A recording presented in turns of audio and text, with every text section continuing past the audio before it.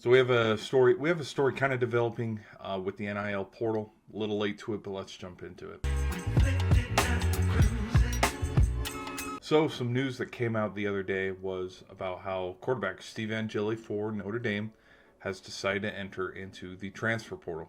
This is coming off of a spring game where I think he played pretty decent. Now to say that he was a scrub, not the best, hey, just look at the stats. I think it's a little bit of an overreaction because to take the spring game like it's a spring game, like to base if someone's going to be the starter in the middle of a QB competition off of the spring action, I think it's a little bit of an overreaction because at the end of the day, it is live reps, but it's not reps against like another team. It's us versus us.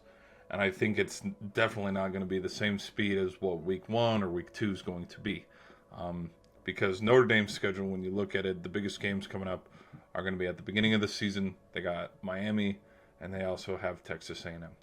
And so, in my personal opinion, when I heard and saw this news, one of the biggest things that I said in my reaction to the spring game video, Angeli probably is the guy going forward, but we'll see if he's still the starter about week 4, week 5. And we'll see if going into week 5, if Notre Dame has a losing record, he's probably not going to be the guy going forward. And I kind of feel that same way about, the quarterback battle going on in Ohio State as well, because they have a big game to start out their season. But why am I saying this about Steve Angeli, Kenny Minchey, CJ Carr, and all that? Is because their first 2 games, they have to play Miami, and then they have to play Texas A&M. And I was saying, if Steve Angeli comes in, stinks up the joint, and they start 0-2, obviously, it's going to either be, Minchey or Carr going forward. But he's already hit the portal. Whatever. It is what it is. We live in a day and age of college football where it's player first, player first, player first. And so I think maybe the writing was on the wall for Angeli. I mean, he was there when Hartman was there. He was there when Riley Leonard transferred in. And so I don't think he got a fair shot at Notre Dame. I definitely think, though, after the performance that Carr had, maybe that's what lost the locker room. That would be my best guess. I have no inside, no intel.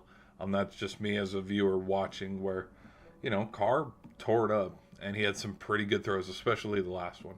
But that's my thoughts on Steve Angeli hitting the portal. I have no clue where he's going to go. There's talks, he could go to Tulane. I love how Tulane's always thrown out there. He could go to Purdue. He could go to Minnesota. He could go to Tennessee because Tennessee's missing a quarterback. And it's like, who knows? Well, we won't know until we know. You know what I mean? So I don't think it's too crazy. I mean, it's not like they're losing out on an Arch Manning level talent. I think Angeli, Minchey, and Carr had a fair shot to, hey, this is a three-headed QB battle. We'll see who the best is rolling forward.